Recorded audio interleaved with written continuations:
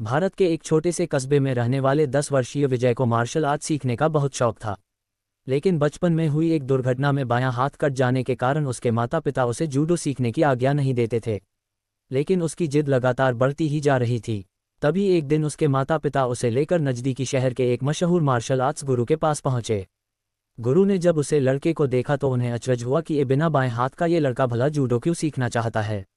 उन्होंने पूछा, तुम्हारा तो बायां हाथ ही नहीं है, तो भला तुम और लड़कों का मुकाबला कैसे करोगे? विजय ने कहा, ये बताना तो आपका काम है।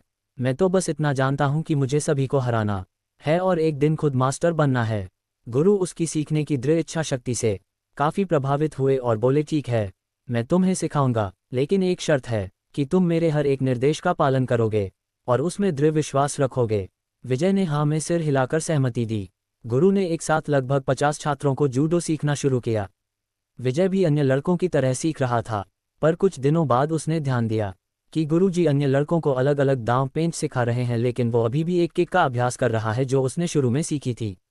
उसने गुरुजी से इस बारे में बात की तो उन्होंने कहा कि तुम्हें बस इसी एक किक पर महारत हासिल करने की आवश्यकता है। गुरु ने एक साथ लगभग 50 छात्रों को जूडो सीखना शुरू किया।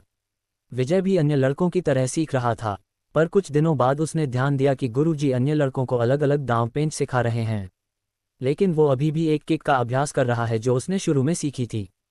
उसने गुरुजी से इस बारे में बात की तो उन्होंने कहा कि तुम्हें बस इसी एक किक पर महारत हासिल करने की आवश्यकता है। समय बीतता गया और 8 साल बीत गए, लेकिन विजय एक ही किक का अभ्यास करने पर जुटा रहा। एक दिन गुरुजी ने सभी शिष्यों को बुलाया और बोले, मुझे आपको जो ज्ञान देना था वो मैं दे चुका हूँ, और अब गुरुकुल की परंपरा के अनुसार सबसे अच्छे शिष्य का चुनाव एक प्रतिस्पर्धा के माध्यम से किया जाएगा। विजयी होने वाले शिष्य को मास्टर की उपाधि से सम्मानित किया जाएगा। प्रतिस्पर्धा आरंभ हुई। गुरुजी ने विजय को पहले मैच में हिस्सा लेने के लिए आवाज लगाए। विजय ने लड़ना शुरू किया और अपने पहले 2 मैच बड़ी आसानी से जीत लिए। तीसरा मैच थोड़ा कठिन था, लेकिन अपनी अचूक किक से उसने इस मैच को भी अपने नाम कर लिया और फाइनल में पहुंच गया। इस बार विरोधी कहीं अधिक ताकतवर, अनुभवी और विशाल था। उसे देखकर ऐसा लगता था कि विजय उसके सामने 1 मिनट भी टिक नहीं पाएगा। शुरुआत में ओकायो को ये मैच जीत पाना असंभव लगा, लेकिन मौका पाते ही उसने अपनी किक का इस्तेमाल किया और विरोधी को धराशायी कर दिया। उसकी किक से विरोधी बेहोश हो गया और विजय विजेता बन गया। विजय अपनी जीत पर आश्चर्यचकित था कि सिर्फ एक मूव से उसने मैच कैसे जीता। तब गुरुजी ने उससे कहा कि तुम ये मैच 2 वजहों से जीते हो। पहली वजह कि तुमने जूडो की एक सबसे कठिन किक पर अपनी इतनी मास्टरी कर ली कि शायद ही इस दुनिया में कोई और ये किक इतनी दक्षता से मार पाए।